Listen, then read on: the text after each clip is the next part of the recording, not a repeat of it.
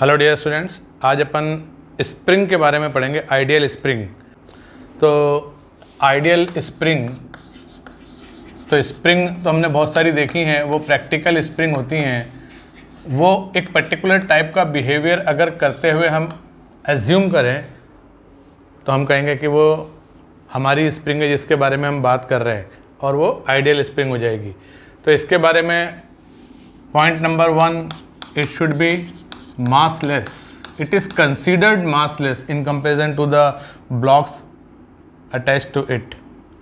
Number 2,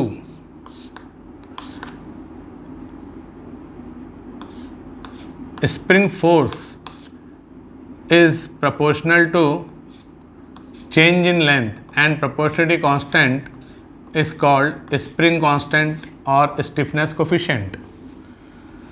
तो ये spring constant K जो है force per unit change in length either extension और कॉम्प्रेशन इन द स्प्रिंग, ये न्यूटन पर मीटर में आएगा।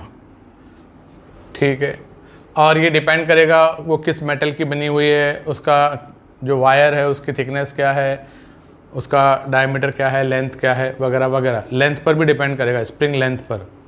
क्या चीज़? स्टिफनेस कांस्टेंट या spring constant.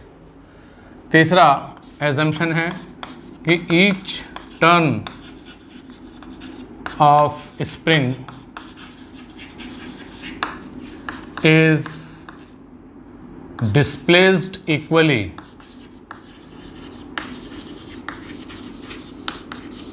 on applying a force on it, on applying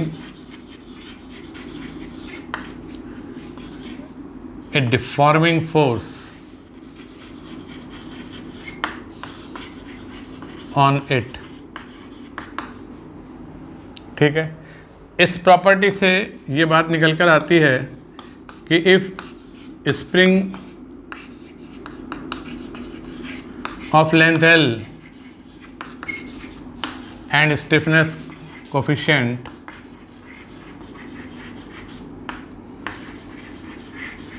K is cut into many parts of lengths L1, L2 ln with spring constants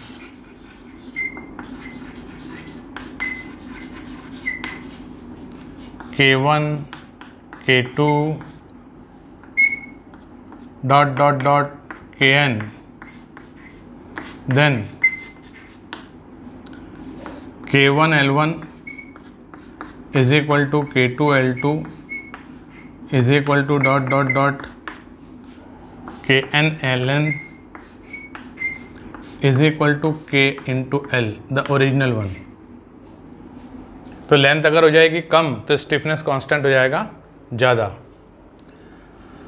और भी कुछ आगे बात करते हैं, उसके लिए मैं बोर्ड क्लीन करता हूँ।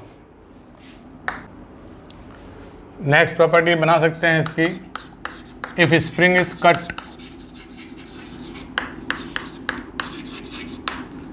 spring force becomes zero immediately।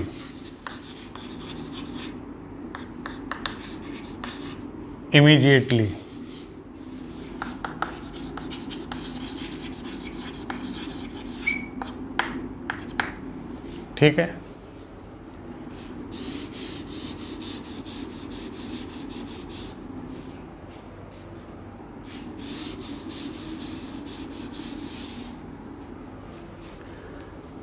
Then next property है, if mass of block attached at its ends is changed, spring force does not changes because immediately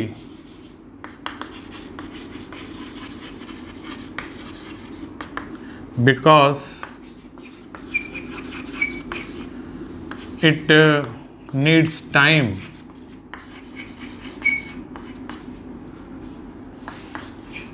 to change extension or compression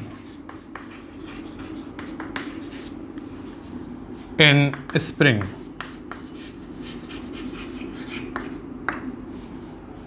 तो ये मैंने सारी property एक साथ point out कर दी। अब मैं इनको वन बाय वन एग्जाम्पल देकर समझाना शुरू करता हूँ। तो बात शुरू करते हैं। स्प्रिंग का जो मास है it's very small in comparison to the masses of the blocks attached to its ends. वो बात तो समझ में आ गई कि भाई इसको नेग्लिजिबल मास की मानना है। अब दूसरी बात, स्प्रिंग फोर्स FSP जो है वो -kx ऐसा हम लिखते हैं। इसका क्या मतलब है कि अगर ये स्प्रिंग की नेचुरल लेंथ है L0 और इसको हमने एक्सटेंड करके यहाँ तक ले आए, ये इसमें एक्सटेंशन है, तो इस डायरेक्शन में अगर मैं आई कैप ले लूँ तो एक्सटेंशन को मैं एक्स आई कैप लिख सकता हूँ, ठीक है ना। पॉजिटिव डायरेक्शन में अपन ने इस हैंडल को मूव किया, तो यहाँ पर ये जब ऐसा एक्सटेंडेड स्प्रिंग होगा तब स्प्रिंग फोर्स ऐसा लगेगा कि स्प्रिंग नेचुरल लेंथ में आना चाहती है by the property of elasticity. अब देखिए, चूंकि डिस्प्लेसमेंट जो है एक्सटेंशन वो प्लस आई कैप में है तो स्प्रिंग फोर्स माइनस आई कैप में है। और अगर इसको मैं कॉम्प्रेस करता, यहाँ ले आया हैंडल को यहाँ से x, तो स्प्रिंग फोर्स कैसा लगता है इस पर कि ये वापस से नेचुरल लेंथ में आए अपोजिट टू द डिस्प्लेसमेंट। तो x अगर माइनस आई कैप में है तो स्प्रिंग फोर्स प्लस आई कैप में होगा। तो अगर मैं इसका ग्राफ बनाऊं, ये x है, ये स्प्रिंग फोर्स है, वेक्टर फॉर्म में बना रहा हूं, तो जब x पॉजिटिव होगा तो फोर्स नेगेटिव होगा एंड वाइस एवर्स। इस ग्राफ का y equal to mx, slope कितना है, टेन थीटा कितना है, तो ये थीटा नेगेटिव है तो स्लोप कितना है इसका स्लोप है -k। तो ये मॉड ऑफ टेन थीटा कितना हो जाएगा, k स्प्रिंग कांस्टेंट, ठीक है। ये तो स्प्रिंग फोर्स की बात हो गई। अब अगली बात करते हैं। एक प्रैक्टिकल स्प्रिंग को जब अपन एक्सटेंशन क्रिएट करते हैं तो उसके जो टर्न्स हैं, जिस एंड पर अपन ने फोर्स लगाया ना एक्सटर्नल फोर्स, उस एंड पर ये displacement of the turns of spring ज़्यादा रहता है और दूसरे तरफ इस एंड पर कम रहता है। तो ये तो प्रैक्टिकल केस हो गया, प्रैक्टिकल स्प्रिंग। आइडियल स्प्रिंग के केस में क्या होगा कि पहले अगर इनके बीच में कुछ टर्न्स के बीच में डिस्टेंस थी, कितनी, मान लो कि ये d थी, डिस्टेंस बिटवीन कॉन्जिक्यूटिव टर्न्स। अब इस पर जब आप फोर्स लगाकर इसको एक्सटेंशन क्रिएट करोगे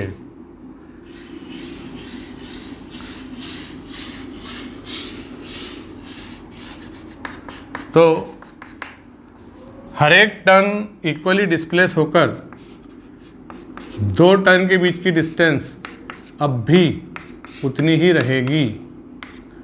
इसका मतलब ये हुआ कि पूरी स्प्रिंग की लेंथ में अगर एक्सटेंशन टोटल मिलाकर हो रहा था डेल्टा एल, तो आधी स्प्रिंग में होगा डेल्टा एल बाई 2 और बाकी की आधी स्प्रिंग में होगा डेल्टा एल बाई 2। स्प्रिंग के 3 पार्ट इमेजिन करें तो 1/3 पार्ट में एक्सटेंशन आएगा delta L by 3, delta L by 3 and delta L by 3, ठीक है ना। तो अगर आप लेंथ को कर देते हो L बाई N, तो जो एक्सटेंशन है वो भी हो जाता है टोटल एक्सटेंशन का 1/nth। तो spring force per unit change in length stiffness constant, ये हो जाता है n times the original one. देखो ओरिजिनल वन के लिए अपन क्या लिखेंगे, F इज इक्वल टू के इंटू डेल्टा एल, और एक टुकड़े के लिए जिसकी लेंथ है L बाई एन, जिसमें एक्सटेंशन आ रहा है डेल्टा L बाई एन, उसके लिए K डैश हम लिखेंगे ऐसा। तो इसका मतलब K is equal to K dash upon N, ऐसा हो गया। तो K dash is equal to N times K हो गया। मतलब जितना छोटा टुकड़ा करेंगे उतना ही स्टिफनेस कोफिशिएंट या स्प्रिंग कांस्टेंट बढ़ जाएगा। कुछ समझ में आया ये क्या बोला? लेंथ को अगर आप कम करोगे, देखो क्या है कि अगर आप इस टुकड़े का FBD बनाओ तो इस पर फोर्स लग रहा है ऐसा F। जब दोनों एंड को अपन F फोर्स से खींचते हैं ना, तब अपन मानते हैं कि स्प्रिंग पर अपन ने फोर्स F लगाया जो कि एलोंगेटिंग फोर्स है। एक को फ्री छोड़ दो और एक को फोर्स लगाओ तो वो स्प्रिंग में एक्सटेंशन नहीं आएगा। ये वाले सपोर्ट से अगर स्प्रिंग को हटा दें और फिर फोर्स लगाएं इस पर, तो ये स्प्रिंग चलती बनेगी मासलेस से। पर इस पर भी इधर से अगर आपने फोर्स F लगाया तो इधर से सपोर्ट भी इस पर F फोर्स लगाएगा, तभी इक्विलिब्रियम में आएगी। जैसे वहाँ F एक्सटर्नल लगाया था तो ये सपोर्ट इस पर क्या लगा रहा है, F एक्सटर्नल। जितना वो है उतना ये है, सपोर्ट उतना फोर्स लगा रहा है इधर रोकने के लिए, तभी जाके इक्विलिब्रियम में बात बनेगी। ठीक है ना। अब ये तो था बिना फोर्स वाला केस, तो अपन इसको एज इट इज छोड़ देते हैं।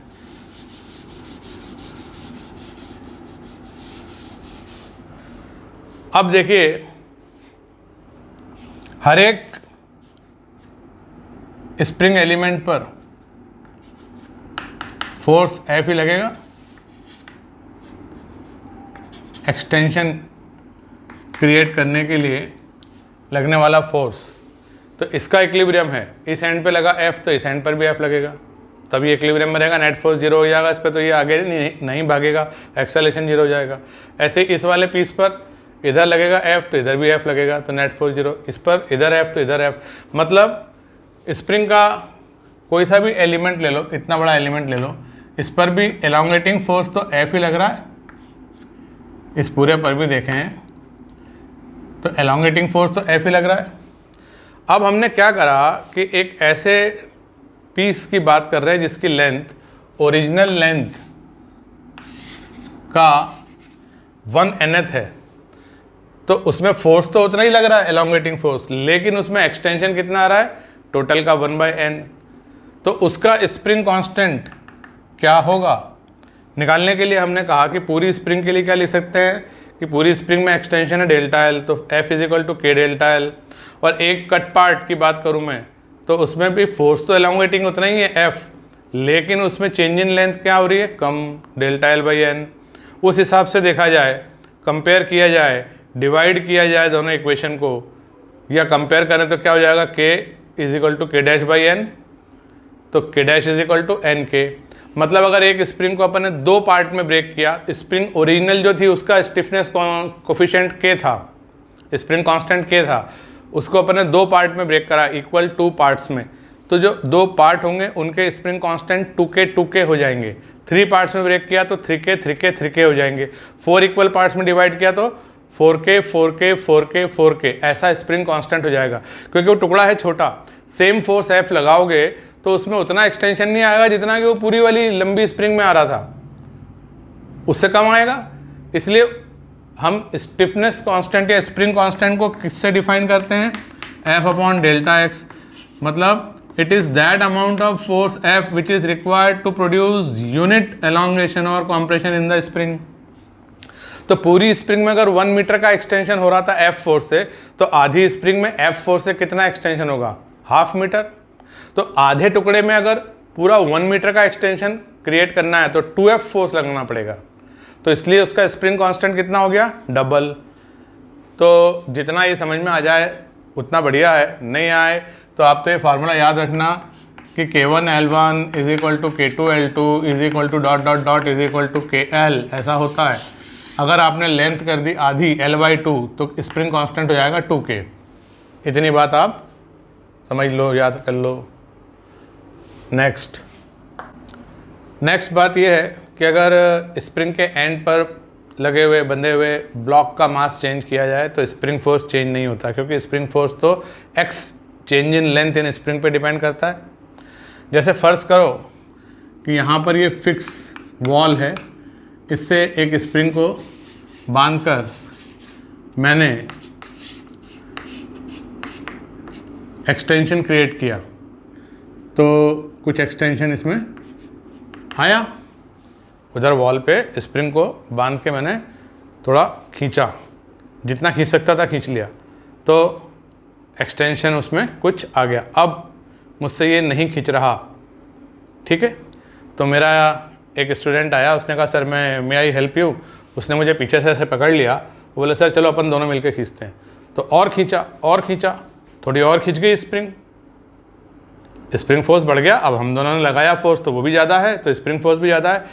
जितना खींच सकते थे हम दोनों ने खींच लिया।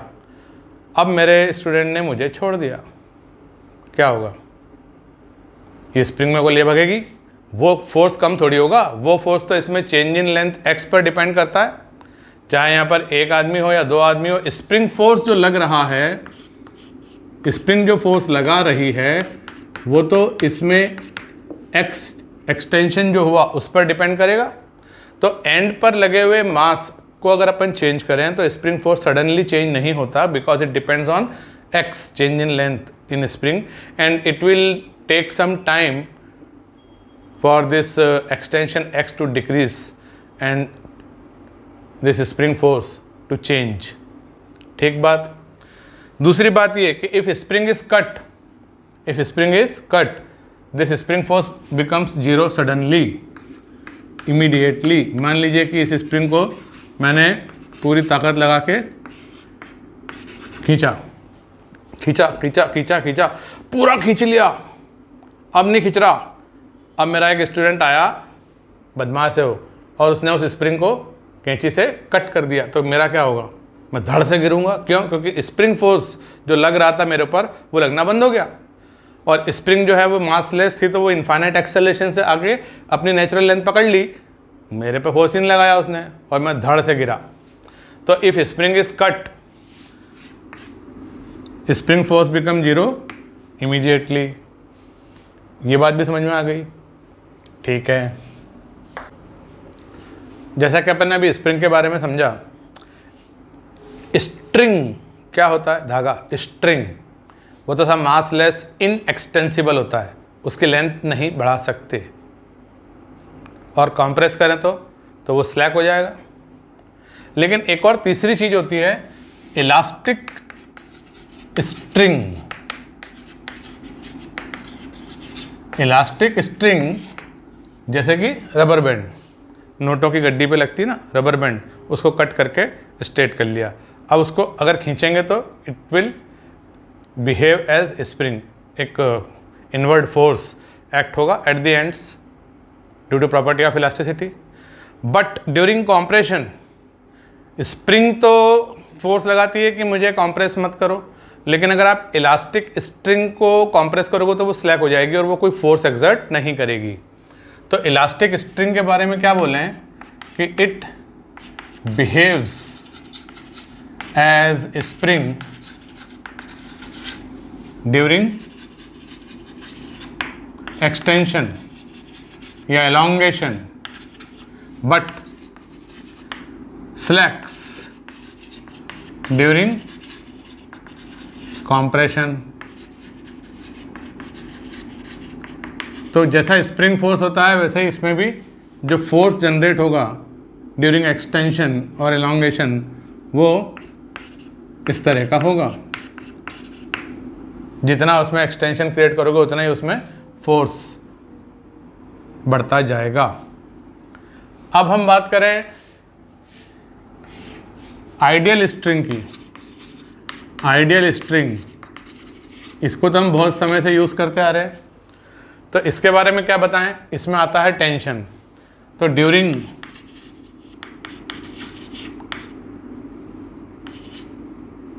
Application of elongating force, tension appears in string which number 1 immediately changes if force applied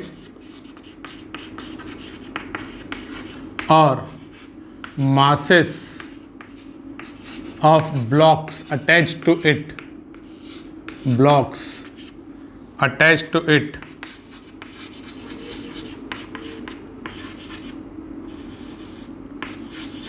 changes, and tension becomes zero immediately after it is cut.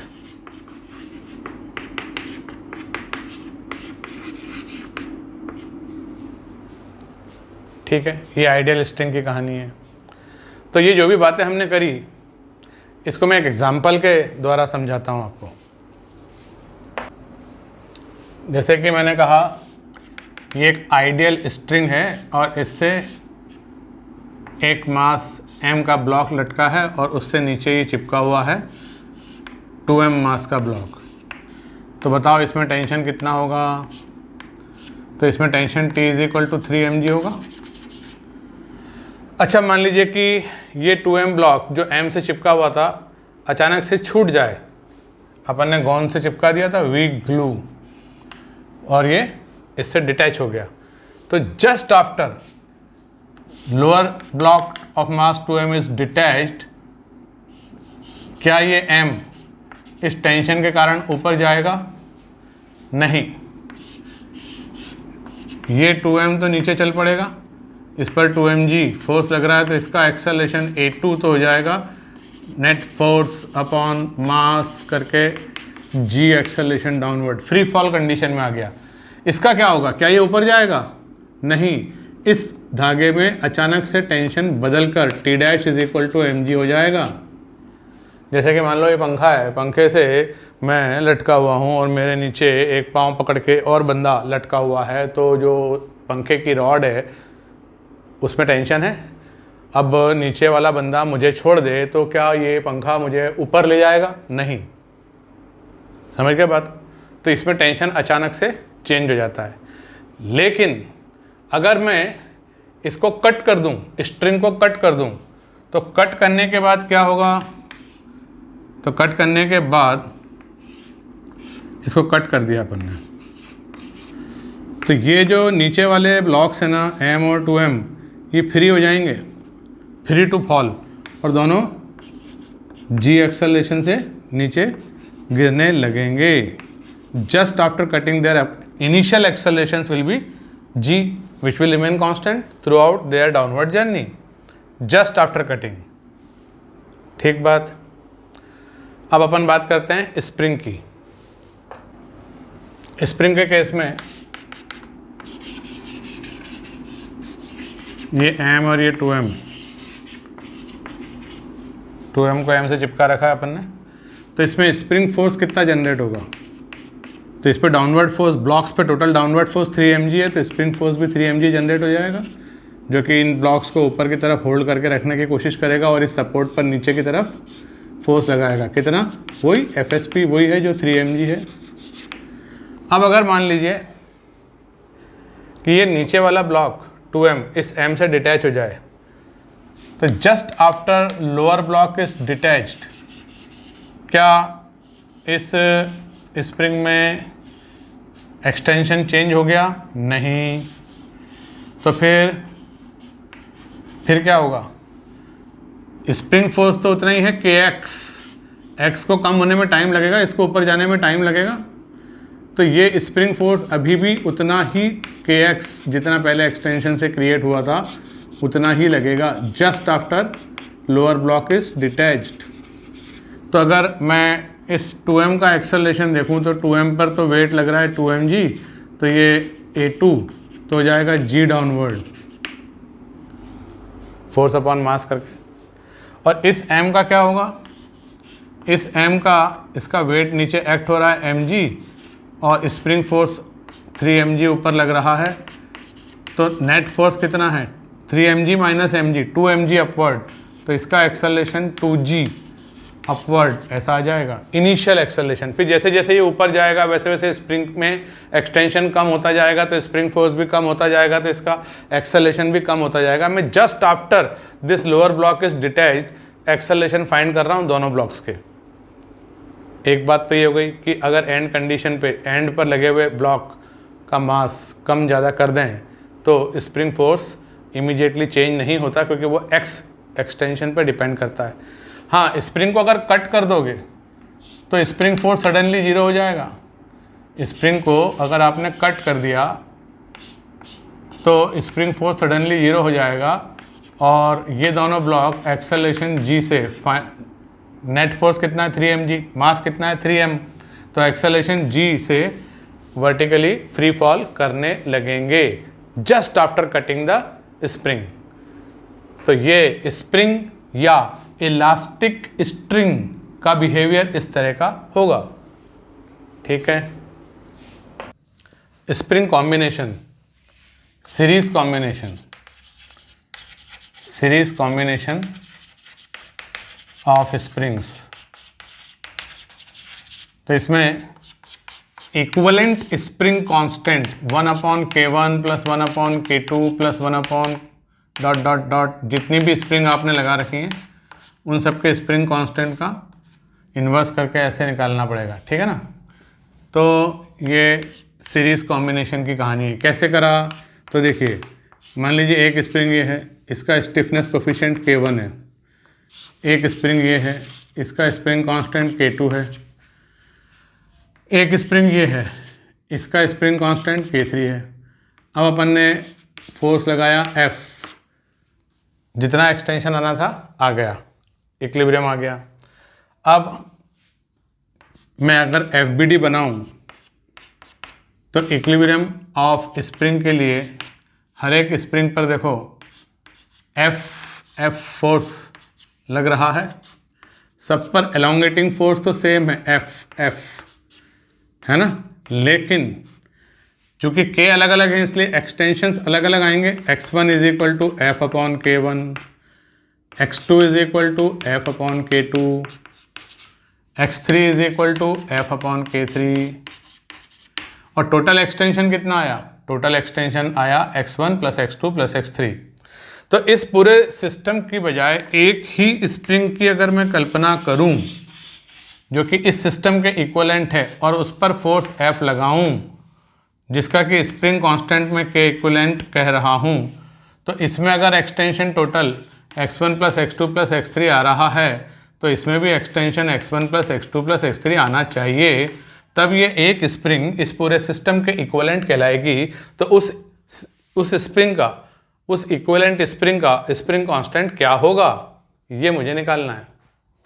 तो मैंने यहाँ लिखा कि भाई इसके हिसाब से तो F is equal to K equivalent into x1 plus x2 plus x3 ऐसा है। तो x1 plus x2 plus x3, x1 plus x2 plus x3 को हम यहाँ से F/K इक्वलेंट लिख सकते हैं और x1 x2 x3 की वैल्यूज़ अगर यहाँ पे हम पुट कर दें तो F/K1 plus F/K2 plus F/K3 is equal to F/K equivalent ऐसा आ रहा है। F कैंसिल होगा तो बताओ K इक्वलेंट निकालने का फार्मूला क्या बनेगा। तो जो रेजिस्टेंस के लिए हुआ करता था उसका अपोजिट आ रहा है। वहाँ पैरेलल में अगर रेजिस्टेंस होते थे तब ऐसा बनता था 1/R is equal to 1/R1 plus 1/R2 plus. यहाँ पर उल्टा मामला है, सीरीज में ऐसा आ रहा है, जैसा कि वहाँ पैरेलल कॉम्बिनेशन ऑफ रजिस्टर्स में आता था। बात समझ में आ गई? तो फिर पैरेलल कॉम्बिनेशन भी बता ही दो। पैरेलल कॉम्बिनेशन ऑफ स्प्रिंग्स, इसमें जो K इक्वलेंट आएगा वो K1 plus K2 plus plus plus जितनी भी स्प्रिंग आपने पैरेलल में कनेक्ट करी हैं Kn, ऐसा आ जाएगा। तो यहाँ देखिए, मान लीजिए एक स्प्रिंग ये है, एक स्प्रिंग ये है और एक स्प्रिंग ये है। इनके stiffness coefficients K1, K2, K3 हैं। इस पर आपने एक फोर्स लगाया F, जिससे कि इसमें एक्सटेंशन कितना आया X।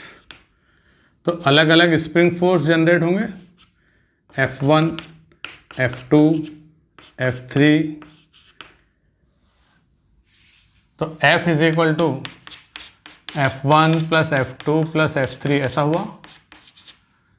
और F1 कितना होगा, तो सब में एक्सटेंशन तो X आया, तो ये K के अकॉर्डिंग फोर्स आ जाएगा, spring force K1X, K2X, K3X ऐसा आ जाएगा। मतलब F is equal to K1 plus K2 plus K3X।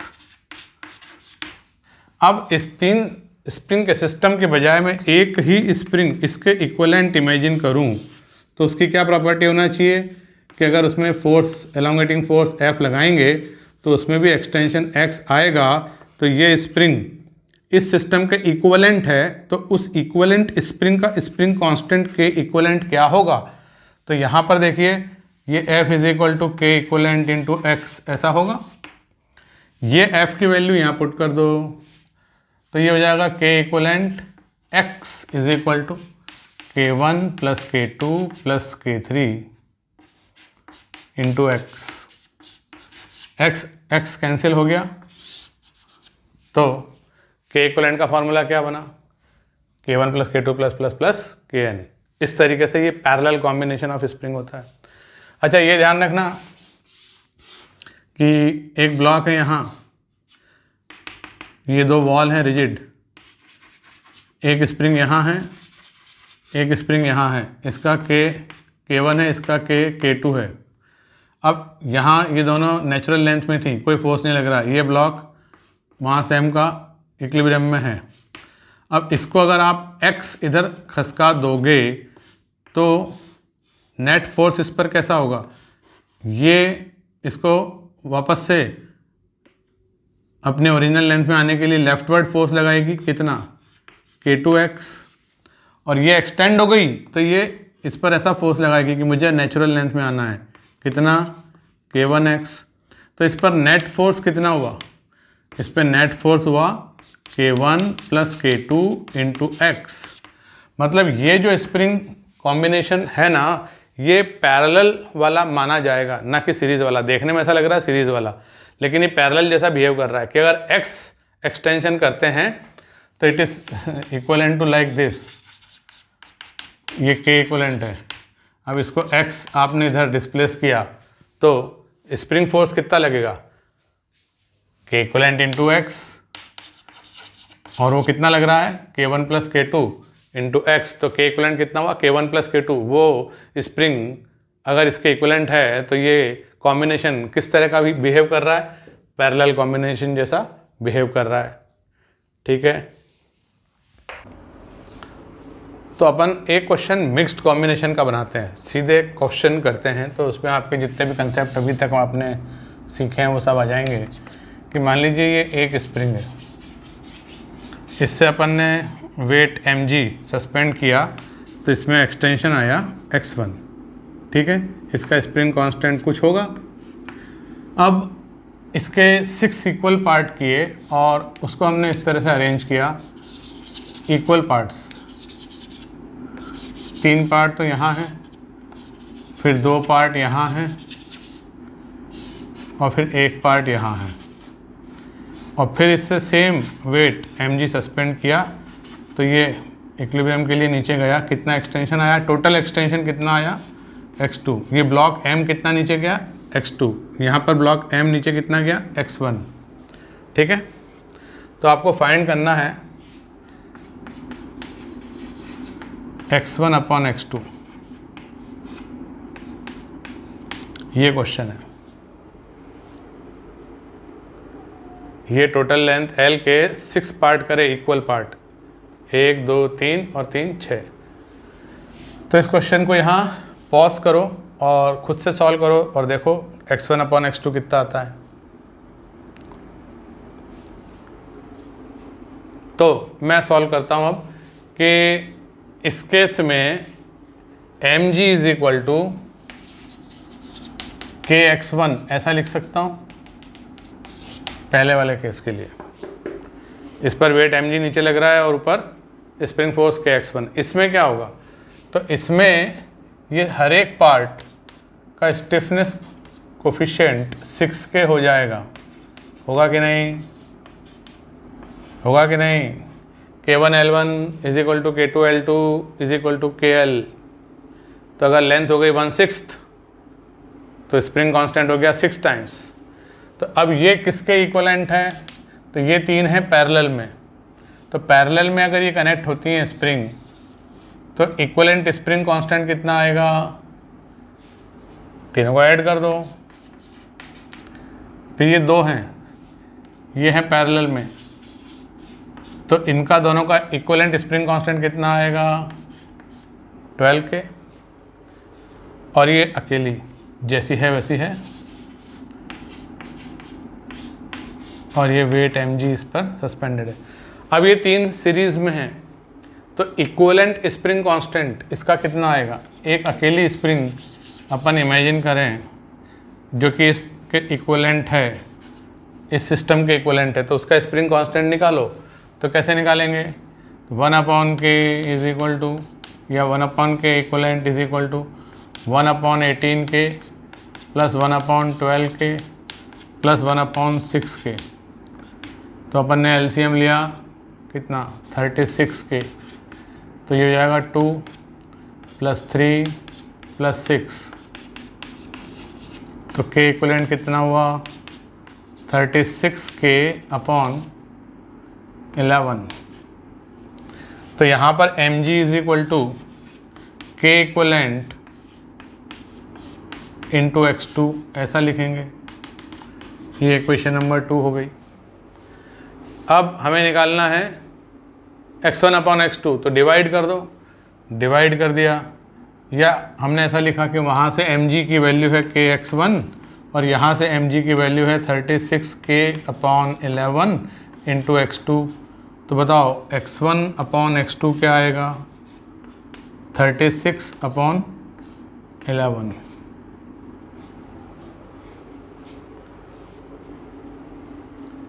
ठीक बात, ऐसे इसका आंसर आ जाएगा। नेक्स्ट एक सिचुएशन देखो, यहाँ स्ट्रिंग है, ये ब्लॉक है, मास m का, यहाँ स्प्रिंग है, ये ब्लॉक है मास 2m का। आपको निकालना है initial accelerations just after this string is cut. B part, find initial accelerations of the blocks just after this spring is cut. Initially the system is at rest in equilibrium. समझ में आई बात। Initially system is at rest in equilibrium, find initial accelerations of the blocks, that is accelerations of the blocks just after number 1 string is cut, number 2 spring is cut. तो question है find initial accelerations of blocks just after number 1 upper string is cut, number 2 lower spring is cut. तो पहले तो मैं equilibrium में इस system को समझूंगा कि कैसा फोर्स लग रहा है। तो देखो इस पर वेट, सबसे पहले वेट बनाया करो, नहीं तो वही बनाना भूल जाते हैं अपन। और इस पर वेट mg। तो बताओ ये स्प्रिंग फोर्स कितना आएगा कि ये इक्विलिब्रियम में आ जाए? 2 mg आएगा। ये स्प्रिंग फोर्स यहाँ लग रहा है कितना? 2 mg। तो इस थ्रेड में टेंशन कितना आएगा? 3 mg। सो दैट कि नीचे लग रहा है 2 mg और ये mg 3 mg और ये ऊपर लग रहा 3 mg। तो net force on the block 0 हो गया, इक्विलिब्रियम आ गया। अब आपने क्या करा, स्ट्रिंग इज कट। तो स्ट्रिंग को जैसे कट करोगे तो स्ट्रिंग का टेंशन 0 हो जाएगा, लेकिन स्प्रिंग अभी भी उतनी ही एक्सटेंडेड है जितनी पहले थी। अभी भी उतना ही स्प्रिंग फोर्स है जितना पहले था। जैसा लग रहा था स्प्रिंग फोर्स वैसा अभी भी लग रहा है। और ग्रेविटी बनाना ना भूलें, ये mg यहाँ से 2 mg। अब ये बन गया FBD। ये अटैचमेंट को अलग कर दिया मैंने, खाली फोर्सेस शो कर रहा हूँ, ठीक है। तो इस पर कितना फोर्स लग रहा है नीचे की तरफ? 3 mg। और मास कितना है? m। तो इसका एक्सेलरेशन क्या हो जाएगा? 3g downward. और इस पर अपवर्ड 2 mg, लोअर डाउनवर्ड भी 2 mg। तो इसका इनिशियल एक्सेलरेशन 0 रहेगा। ये तो हो गया फर्स्ट पार्ट। अब सेकंड पार्ट में क्या करा? स्प्रिंग को कट करा, ठीक है साहब। तो जैसे ही आपने स्प्रिंग को कट करा तो स्प्रिंग फोर्स हो जाएगा 0। स्प्रिंग फोर्स हो जाएगा 0 और टेंशन अचानक बदल जाता है तो ये T डैश हो जाएगा mg।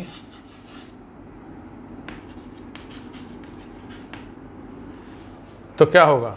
तो ये इसका एक्सेलरेशन तो 0 रहेगा, ये ऊपर जाएगा नहीं, धागा इसको ऊपर थोड़ी ले जाएगा और नीचे जाने नहीं देगा। और रहा सवाल 2m का, तो इसका एक्सेलरेशन फोर्स अपॉन मास करोगे तो g डाउनवर्ड आ जाएगा, फ्री फॉल करेगा ये just after spring is cut. ये सेकेंड पार्ट का आंसर हो गया।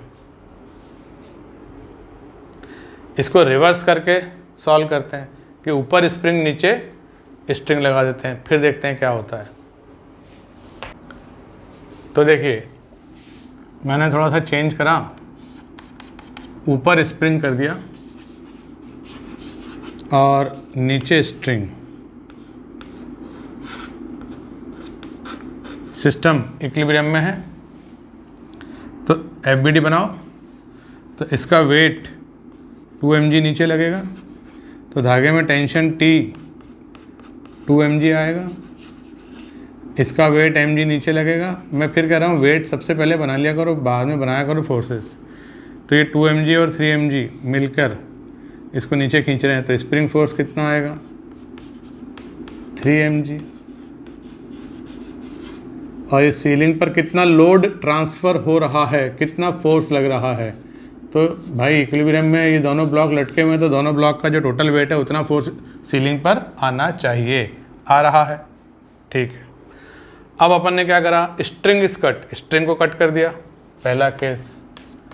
तो स्प्रिंग तो अभी जिंदा है, उतनी ही एक्सटेंडेड है जितनी पहले एक्सटेंडेड थी, लेकिन धागा स्ट्रिंग अब गायब हो गया, उसमें टेंशन अचानक 0 हो गया क्योंकि वो काट दिया गया।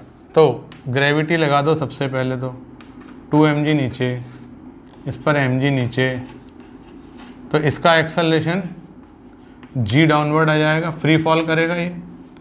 और इसका क्या होगा? तो स्प्रिंग फोर्स अभी भी 3 mg लग रहा है, धीरे धीरे कम होगा ये स्प्रिंग फोर्स। अभी just after cutting lower string spring force तो 3 mg है, तो इस पर ब्लॉक पर नेट फोर्स कितना है? 3 mg upward minus mg downward. तो इसका एक्सेलरेशन कितना जाएगा? 2g upward. दूसरा केस, स्प्रिंग इज कट। तो स्प्रिंग गायब हो गई, स्प्रिंग जैसे कट करोगे स्प्रिंग फोर्स 0 हो जाएगा। और ये ऐसा रह जाएगा। अब ये भी जी एक्सेलरेशन से फ्री फॉल करना चाहता है, ये भी जी एक्सेलरेशन से फ्री फॉल करना चाहता है। मान लो बीच में धागा ना होता तो दोनों सेम रेट से नीचे आ रहे होते, तो इस धागे के होने या ना होने से कोई फ़र्क नहीं पड़ता। तो इसमें टेंशन अचानक 0 हो जाएगा और ये दोनों अपने अपने वेट के कारण 2mg 2mg 2mg and mg ये एक्सेलरेशन g से नीचे आएंगे।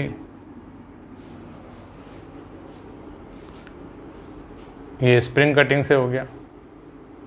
ठीक, अब देखिए ये एक हॉरिजॉन्टल स्मूथ टेबल है, यहाँ पर ये स्प्रिंग है और ये स्ट्रिंग इसके एंड पर बांधा, स्ट्रिंग्स इसके एंड्स पर बांधा और ये स्ट्रिंग पुली पर से होते हुए ऐसे नीचे, इधर ये 10 kg का ब्लॉक है, इधर ये 20 kg का ब्लॉक है। इसका स्प्रिंग कांस्टेंट है, मान लीजिए कितना, 1000 न्यूटन पर मीटर। System is released. तो आपको फाइंड करना है एक्सटेंशन इन स्प्रिंग।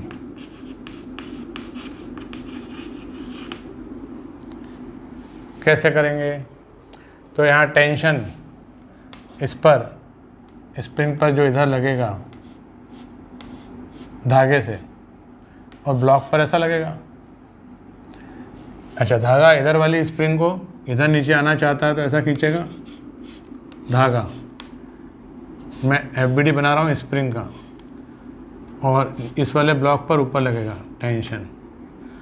और चूंकि ये मासलेस है, आइडियल स्प्रिंग है, जब नाम बोला जाए तो आइडियल मानेंगे, मासलेस स्प्रिंग है, तो इसका भले एक्सेलरेशन हो सिस्टम के साथ तब भी नेट फोर्स इस पर 0 रहना है। तो नेट फोर्स 0 होने के लिए टेंशन दोनों स्प्रिंग में सेम रहेगा। As if this is a complete one single string. तो इस स्प्रिंग पर लगने वाला जो फोर्स है वो मैंने बताया कि ये वाला धागा इधर खींचेगा और ये वाला धागा इधर खींचेगा। ये स्प्रिंग का FBD बना दिया मैंने। ठीक है, अब एक्सेलरेशन से टेंशन T कैसे निकालें? तो ये 20G वेट और यहाँ 10G वेट, तो या तो पूरे को सिस्टम मान के net driving force 20G minus 10G equal to 10G divided by total mass 30 kg, ऐसा कर लो। क्या बोला मैंने? Net driving force divided by mass of system which is accelerated. तो ये 10G डिवाइडेड बाय 30 से G/3 ऐसा आ जाएगा। या दो इक्वेशन फॉर्म कर लो। कैसे? यहाँ मान लीजिए इसका एक्सेलरेशन नीचे की तरफ A है, इसका एक्सेलरेशन ऊपर की तरफ A है, तो मैं क्या इक्वेशन लिखूँगा? 20G minus T is equal to 20 into A। नीचे जा रहा ना वो, तो 20G बड़ा T छोटा, और यहाँ T बड़ा 10G छोटा, तो 10G minus T is equal to 10 into ऊपर जा रहा ना ये T माइनस 10G, सॉरी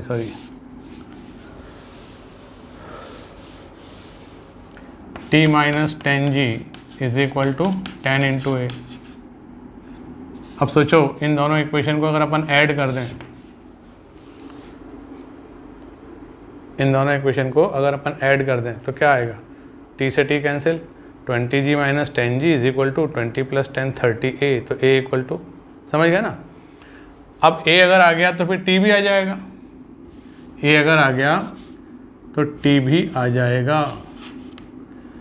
तो यहाँ से A की वैल्यू रखी मैंने, तो T is equal to 10G plus 10 into A कितना है? G/3। अब ये जो टेंशन T है ना, ये स्प्रिंग फोर्स के बराबर होगा। कितना 40g/3, 40g/3 यही स्प्रिंग फोर्स है। तो स्प्रिंग फोर्स कितना आया, टेंशन T के बराबर 40g/3, स्प्रिंग कांस्टेंट के x से x निकलेगा तो 1000x इज इक्वल टू 400/3।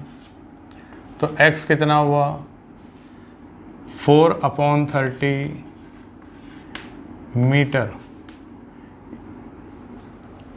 अब इसको सॉल्व कर लो, कैसा भी 2/15 मीटर लिख लो,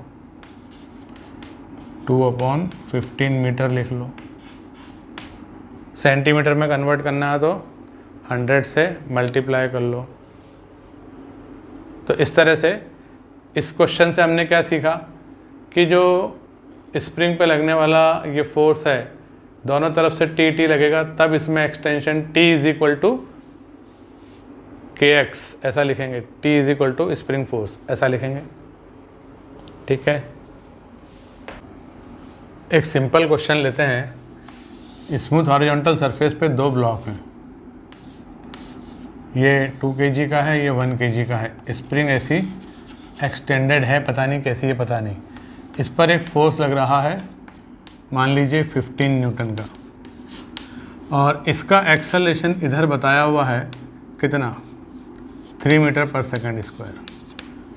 तो आपको फाइंड करना है एक्सेलरेशन ऑफ 2 kg ब्लॉक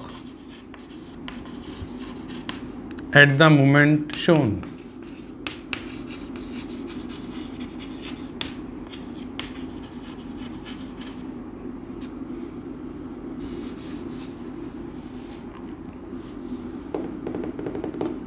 बताओ, लगाओ न्यूटन लॉ। अगर इसका एक्सेलरेशन है भाई, तो कौन एक्सेलरेट कर रहा है? स्प्रिंग फोर्स ही होगा जवाबदार। कितना होगा? तो चूंकि इसका एक्सेलरेशन 3 है तो स्प्रिंग फोर्स 3 न्यूटन होगा। What about other block?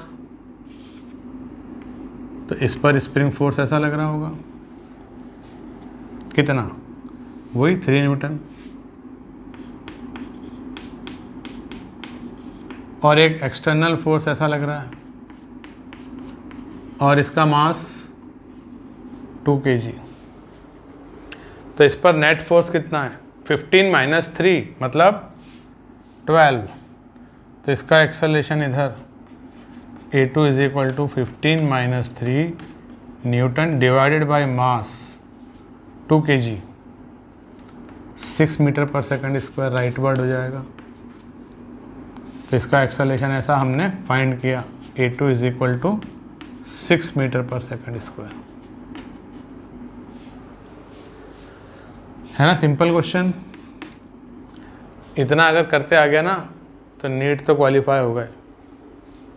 NEET के लिए तो ये अपने आप में एक क्वेश्चन है स्टैंडर्ड, बढ़िया। एक और क्वेश्चन देखते हैं। एक कंसेप्चुअल क्वेश्चन है, देखने में तो बहुत सिंपल लग रहा है पर कितना मज़ा आएगा उसको करने में। देखिए, यहाँ से एक स्प्रिंग और स्प्रिंग के बाद एक पुली, ये इसके एक्सल पर स्प्रिंग ख़त्म।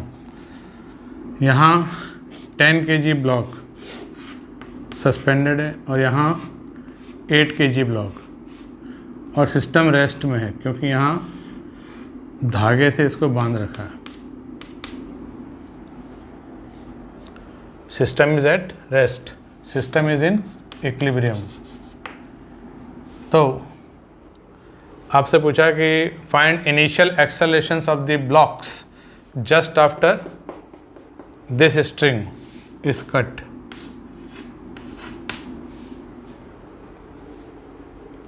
तो क्वेश्चन है, system is in equilibrium, find initial accelerations of blocks just after string below 8 kg block is cut,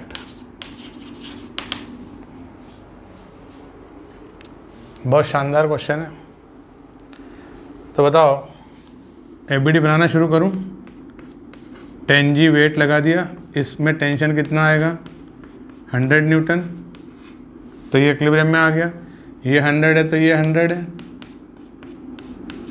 अब ये 100 है और ये 8G यानी 80 है, तो इस धागे में पहले टेंशन T डैश क्या रहा होगा, 20 न्यूटन रहा होगा। तो 20 और 8G मिलके 100 हो गया नीचे और ये 100 ऊपर। और स्प्रिंग फोर्स क्या रहा होगा, तो ये मासलेस आइडियल स्ट्रिंग है, पुली है, तो नेट फोर्स इस पर 0 होना चाहिए। 100 नीचे लग रहा है तो ये 200 न्यूटन ऊपर लगेगा, और ऐसे ही यहाँ पर भी ये FSP लगेगा। ठीक है। अब जैसे आपने इसको कट किया तो क्या सीन दिखेगा, ये पुली है, ये स्प्रिंग, और यहाँ से ये ब्लॉक है 10 kg का, और ये ब्लॉक है 8 kg का, और वो जो धागा था वो तो अब गायब हो गया क्योंकि उसको कट करा तो उसका टेंशन 0। ये 8G लग रहा है, ये 10G लग रहा है। टेंशन कितना है, टेंशन कितना है, तो आप ये बताओ स्प्रिंग फोर्स कितना है, वो बदलेगा क्या, नहीं। जस्ट आफ्टर कटिंग, चूँकि इसकी लेंथ उतनी ही है स्प्रिंग की, एक्सटेंशन इसमें उतना ही है, तो स्प्रिंग फोर्स उतना ही लगेगा। और इस पर हमेशा नेट फोर्स 0 होना चाहिए, इसलिए ये टेंशन भी 100 ही रहेगा due to this force exerted, spring force के कारण। तो अब बताओ इसका क्या होगा, 10 kg के ब्लॉक का, इस पर 100 ऊपर लग रहा है 100 नीचे, तो इसका एक्सेलरेशन कितना हो गया, इनिशियल एक्सेलरेशन 0। इसका क्या होगा, इस पर 100 ऊपर 80 नीचे, तो इसका एक्सेलरेशन आएगा 100 minus 80 divided by 8, that is 20/8 means 5/2 या 2.5 मीटर पर सेकंड स्क्वायर अपवर्ड, ऊपर बढ़ा है। तो ये इनिशियल एक्सेलरेशंस आपने निकाल दिए just after string is cut. इस तरह से ये 2 आंसर आ गए। तो स्प्रिंग का खेल है यहाँ पर, उसने धागे में भी टेंशन सेम मेंटेन करा दिया। चलिए, स्प्रिंग के बारे में काफ़ी कुछ पढ़ा अपन ने आज, इसको अपन यहाँ स्टॉप करते हैं। नेक्स्ट क्लास में अपन वेइंग मशीन के बारे में पढ़ेंगे। Thank you very much.